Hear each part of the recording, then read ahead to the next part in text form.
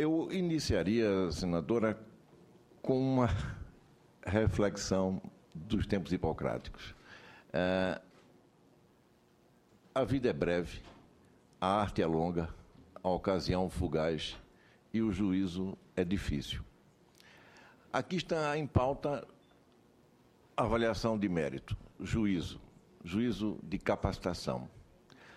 Não é simples se fazer juízo, seja ele em qualquer seara que se estabeleça em termos de necessidade. E, sobretudo, aqui no caso da avaliação do egresso das escolas médicas no país, a questão é complexa e de tal complexidade que se pode observar, logo de início, que não há um consenso absoluto nas especificidades do que se propõe por parte das próprias entidades médicas, aqui representadas. Se estabelece realmente o pensamento comum de que, após a proliferação indevida das escolas médicas nesse país, sem a distribuição necessária, sem a observação das qualificações indispensáveis ao ensino médico, muitas vezes em estados que não necessitariam de nenhuma escola a mais, até já tem mais escolas do que precisariam. Isso deixa claro, evidente, que houve interferências na autorização dessas escolas. Interferências que, óbvio, não nos cabe aqui, em momentos de oficialização de opinião institucional, colocar de forma insegura ou imprecisa. Mas há interferência, e essa interferência precisa ser estudada, identificada e coibida, para que não continue a haver esse tipo de distorção na autorização das escolas nesse país. Ocorre, então, a partir dessa realidade, o lugar comum colocado, o pensamento comum das entidades médicas. É necessário, sim. Controle e avaliação sempre é bem-vindo, em qualquer área que se aplique. Nós precisamos, por exemplo, de um efetivo e eficaz sistema de controle e avaliação na área da assistência à saúde. Nós não temos esse sistema efetivo, eficaz. Precisamos, então, ter também, óbvio, aqui, num momento onde profissionais que vão se dedicar a cuidados de valores absolutos estão saindo das escolas e se afirma que muitas delas não têm a condição de formar que deveriam ter. Então, é necessário, sim, fazer um exame do egresso das escolas médicas no país. O que se discute é como fazer. E, nesse sentido, nós temos algumas divergências. Óbvio, nós estamos ainda em processo de amadurecimento devido à complexidade já referida do tema. Mas estamos avançando nas nossas definições. E temos programado mais um fórum dentro do Conselho Federal de Medicina para março do próximo ano, específico também nesse sentido. Mas, no momento, a tendência que se apresenta nos debates, nas discussões no Conselho Federal, ao longo dos anos, é a mesma tendência que aqui já foi declarada pelo nosso presidente da FENAM, da Federação Nacional dos Médicos, o Dr. Geraldo Ferreira. Nós não pensamos que uma prova isolada de final de curso seja a maneira mais adequada de se avaliar a capacitação do médico para o exercício da sua prática, da sua profissão. Por vários fatores. Por vários fatores. E talvez com essa breve exposição, senadora, que eu vou tentar realmente fechar nos 10 minutos, que foi solicitado pela senhora, disponibilizado, nós temos um perfil do formando egresso na medicina. Eu queria voltar um pouco a esse quadro anterior. Médico com formação generalista, humanista, crítica e reflexiva. Eu tenho que avaliar, mas eu tenho que saber o que eu quero, o que eu espero daquilo de quem eu vou avaliar. Então, o que é que eu espero do médico nessa capacitação que eu quero verificar se tem? Eu penso que o que o Brasil quer, o que queremos nesse médico é isso. Um médico com formação generalista, saindo da escola, humanista, capacidade de crítica e de reflexão. Capacidade para atuar pautada em princípios éticos no processo de saúde e doença, em seus diferentes níveis de atenção. Precisamos ter um médico que possa, além de generalista, com pós-graduações, atender uma complexidade terciária e, óbvio, as distribuições vão ser feitas de acordo com os perfis e as vocações. Capaz de ações de promoção, prevenção, recuperação e reabilitação à saúde. Pode avançar? As competências e habilidades que se espera desse egresso.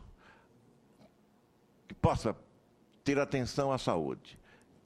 Ser preparado para a tomada de decisões, preparado para uma comunicação eficiente em um país de um índice altíssimo, como os senhores sabem, do analfabetismo funcional. Capaz de liderança no trabalho em equipe multiprofissional, capaz de administrar e gerenciar, e capaz de continuar se educando no processo ensino-aprendizado ao longo da vida profissional. Um exemplo do que se espera: valores profissionais, atitudes, comportamento e ética, bases científicas da medicina. A comunicação, já referida, numa linguagem própria, capaz de criar diálogos francos, humanamente paritários com seus pacientes, que façam nascer relações fiduciárias radicadas no denso valor ético-social da recíproca confiança. Competência clínica, saúde pública, conhecimento de um sistema de saúde pública capaz de interagir e promover a melhora desse sistema de saúde e sanitarismo no país. Que tenha pensamento crítico e capaz de fazer pesquisa. E que seja capaz de gerenciar a informação que recebe. Avassaladora avassalador é o conteúdo de informação hoje que chega ao médico e também ao estudante de medicina. É necessário saber triar, identificar as verdades da informação que recebe e gerenciar essa informação de forma a que o método possibilite que ela seja transmitida à sua ação, à sua prática. Pode tocar mais um pouco, pode encher o quadro. Bom, esse é um modelo simples de competência. Conhecer, saber como conhecer, demonstrar que conhece e fazer. É um exemplo da bicicleta. Não adianta pensar a prova cognitiva apenas. Eu tenho que analisar habilidades e competências. A medicina não é advocacia. Eu preciso saber sobre uma bicicleta. O indivíduo vai e descreve. Ela é composta por uma sela, 2 rodas, tem um guidão, eu sento na sela, faço movimentos centrípetos. Então eu peço para ele subir e andar. Ele sobe e cai. Não basta apenas demonstrar que tem um conhecimento, precisa mostrar que sabe fazer. É preciso ter habilidade e competência avaliada. E uma prova de final de curso, de cognição, não nos dá essa segurança. Pode avançar. As justificativas políticas no Brasil para o exame de habilitação, certificação, licenciamento que constam nos projetos de lei, especificamente nesse projeto, muito boa intenção, está aqui, trazido pelo senador Tião Viana, impedir a proliferação de escolas médicas, impedir a formação de médicos com baixa qualidade técnica e intelectual, e interesse público, fundamental, a proteção. Esse é o ponto fulcral. Pode avançar. Mas aonde estão as justificativas educacionais? Quais são as justificativas educacionais desse projeto? Olha, estes exames favorecem as mudanças positivas? Não. Esse exame cognitivo de final, em princípio, limitam os modelos de ensino e separam a avaliação do currículo. Esses exames limitam os modelos de avaliação. É contrário às evidências da necessidade de múltiplos formatos de avaliação. Contrário ao princípio de processo educacional que atende às necessidades do aprendiz. Esses exames asseguram uniformidade? Também não. Eles permitem avaliar conhecimento nuclear. Esses exames limitam a diversidade entre as escolas. Desconhecem as diversidades regionais. Esses exames desconsideram valores locais. Esse é um país continental, mas eu preciso ter uma uniformidade também nessa avaliação, mas permitindo os espaços para as diferenças regionais serem avaliadas. Esses exames são indicadores de performance do sistema educacional? Também não. Promovem consequências não intencionais no comportamento dos estudantes, que aqui já foram relatadas. Hoje, os estudantes abandonam seus cursos de graduação muito frequentemente para fazerem os cursinhos para a prova de residência. e deixam de assistir às aulas nos cursos de graduação, deixam de estudar o que tem que estudar no curso de graduação para se preparar para uma prova de seleção, para conquistar um lugar, postergando o aprendizado, que muitas vezes também na residência é postergado para a vida prática. Haja vistas as dificuldades também da qualidade das residências que se oferecem aos médicos hoje nesse país. Muitas vezes em hospitais de campanha. Muitas vezes, como disse o doutor Renato, numa urgência e emergência. E não é na porta, é lá dentro do hospital. Não é? Submetido a todo tipo de pressão, desenvolvendo a síndrome de burnout. Jovens. O comportamento do estudante se reflete no comportamento do profissional. Como eu posso ensinar a ética sem dar o exemplo, na realidade dos hospitais brasileiros, aos estudantes de medicina desse país? Educação é o exemplo. Bom, limitam a possibilidade de mudanças. A orientação educacional única é passar no teste. Não refletem a complexidade do processo educacional. Pode avançar. Estes exames levam à proteção do público? Também não. A comparação da prática médica em termos de número de erros, qualidade de cuidado percebido pelo paciente e a competência geral do médico em um país que não faz e um que faz, não apresenta diferença.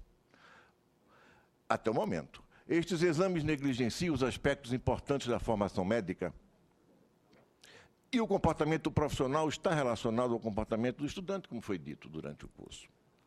Bom, o modelo brasileiro de avaliação da qualidade das escolas médicas, já se falou aqui. Bom, a experiência brasileira com o exame de certificação. Qual será essa experiência? O que resultado advirá dela? Vai impedir a proliferação de escolas? Não vai. As experiências mostram isso, internacionais inclusive. E as nossas aqui, na área do direito. O teste da OAB impediu a proliferação das escolas de direito? Temos mais escolas de direito no país do que todas as outras do mundo reunidas. Segundo, impedir a formação de profissionais com baixa qualidade técnica e intelectual? Não sei. Não sei. E realmente vai ser efetivo para a proteção do interesse público? Também não sabemos agora. Só o tempo dirá. Isso não quer dizer que não devemos fazer uma avaliação dos estudantes. Para avançar. É necessário, já dissemos, é um pensamento comum das entidades. Estamos ainda no amadurecimento, a tendência do Conselho Federal é a mesma da FENAM, mas estamos ainda amadurecendo e isso está em discussão. Antes de avaliar, definir os atributos esperados por fase do aprendizado, as diretrizes e os critérios para avaliação dos atributos, os instrumentos adequados para essa avaliação, a análise e suas consequências e a recuperação, porque a justificativa educacional está aqui, na recuperação.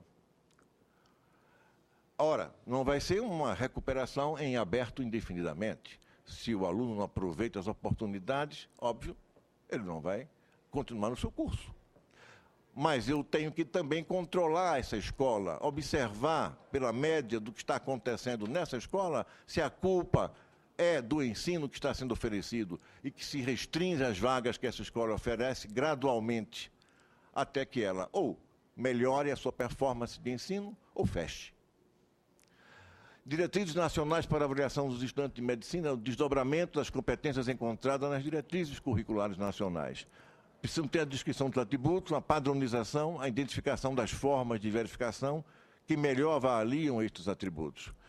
Talvez a incorporação pelo ENAD de medicina destes padrões.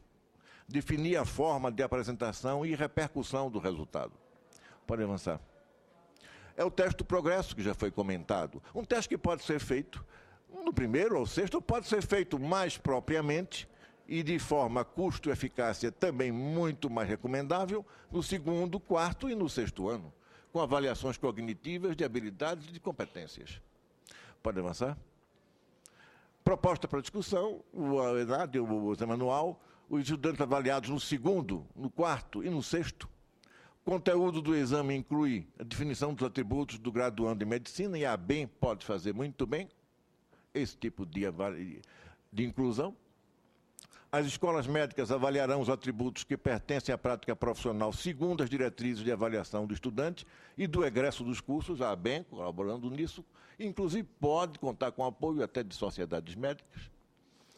E os scores obtidos serão combinados e poderiam até servir para a entrada na residência médica, evitando esse mercado que se constitui com esses cursos que retiram os alunos das escolas para uma seleção que é realmente difícil. Se fizermos isto, estaremos aprimorando o processo de graduação do médico e melhorando a qualidade do egresso? Não posso responder. Só o tempo dirá após a implementação do processo.